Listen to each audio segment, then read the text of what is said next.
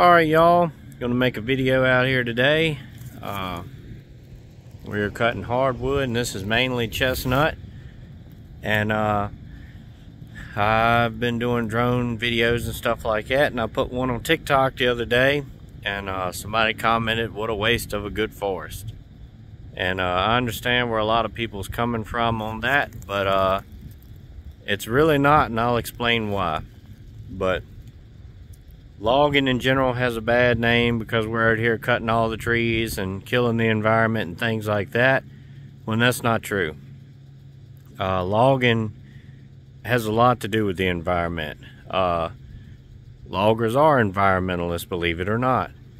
We have to go through training, the Sharp Logger program here in Virginia. Every couple years you have to, do so many classes and things like that. There's a lot of environmental laws we have to go by as far as cutting trees around the waterways, what you can and can't cut, leaving buffer strips, how to cross the streams and not mess up the water quality and everything like that. So getting back to the tree portion, it's about 80 acres of this that we got to cut. Somebody else cut what was up there in the front, so it was a big amount of acres. Okay, you don't see a lot of hardwood anymore, and that's how it is. Hardwood doesn't grow very fast, not like pine, and it's not as much money in it. But everybody says hardwood trees are so much better than pine trees, and they may be, for the environment and making oxygen and all these kind of things. But one question I have, though, where do all the big cities get their oxygen from? New York City, San Francisco, stuff like that. I don't think they have big amounts of acreages of wood. Never seen any trees planted on a skyscraper. But anyway, again, these are chestnut oaks. It's not white oak. Anyway, every time you start making a video, somebody calls. But these are chestnut oaks. They're not white oaks and red oaks and hickories and things like that. These trees rot really quick, and they're really bad about rot. So for those of you who don't know, when trees rot, that means they're dead. That means they're useless. This track should have been cut 10 years ago, and maybe you'd have got a little more out of it. But trees have a lifespan. I'm gonna die, you're gonna die, and these trees die. They don't live forever. They don't live to be 10,000 years old. All of this that we cut is going to be planted back in pine. And in my opinion, a living pine is worth more than a dead oak. Here's some examples. Now, what good are these trees? Not only are they small and short, not good lumber or anything, they're dead. They're rotted. Even that little tiny one there, it's rotted. We come over here, this is one that got cut, and it's so rotten the top broke out of it and fell down on the cutter. They're rotten.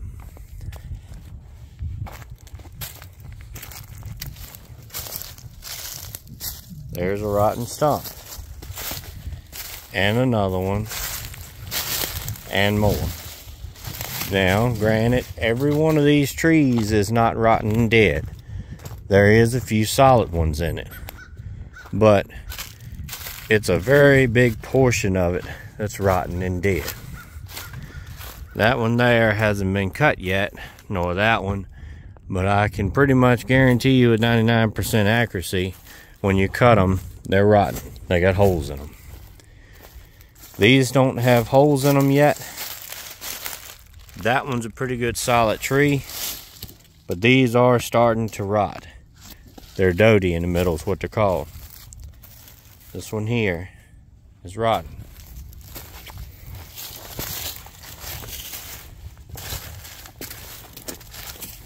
Over here, that one, That one over there is rotten, and these are half rotten. See, you can look all the way up the tree and see it's not a healthy tree. A lot of these have had bugs in them and big woodpecker holes. Now, I don't see the point of leaving these rotten, potentially diseased trees, if they do have a lot of bugs in them and things like that, and leaving them here will do more damage, because they'll move to the next place down the line and kill those trees. These rotten dead trees attracts, bugs and things like that. This little tree here, look at the holes in it. And there's no top in it. It's been broke out and fell out. It's completely dead and essentially useless. So in my opinion, it's better off to come in here and cut them and, get what money you can get out of them. Clear the land off and plant it back in pines. Once it's planted back in pines, then you've got trees growing here and you can manage it. You come in about 20 years and thin it, and you come in 5, 6, 7, 8, 10 years later, second thin it. You're growing,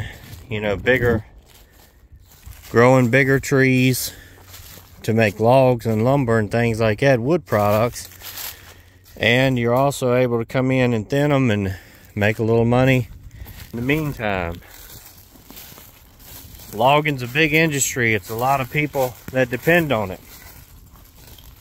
Well, they're loggers. You don't have lumber, you don't have paper, you don't have those jobs, you don't have the logging jobs, you don't have the forestry jobs. It's a ton of things, and a lot of electrical power. The power plants are run off of burning old wood chips. Old crap like this that gets chipped in the woods, they haul it in there and they burn it for fuel, because most of the time they can buy cheaper fuel chips than they can buy diesel fuel and different things like that to power the plant. But anyway, hopefully that was enjoyable and maybe educational for some of you, and that's all I got for this one.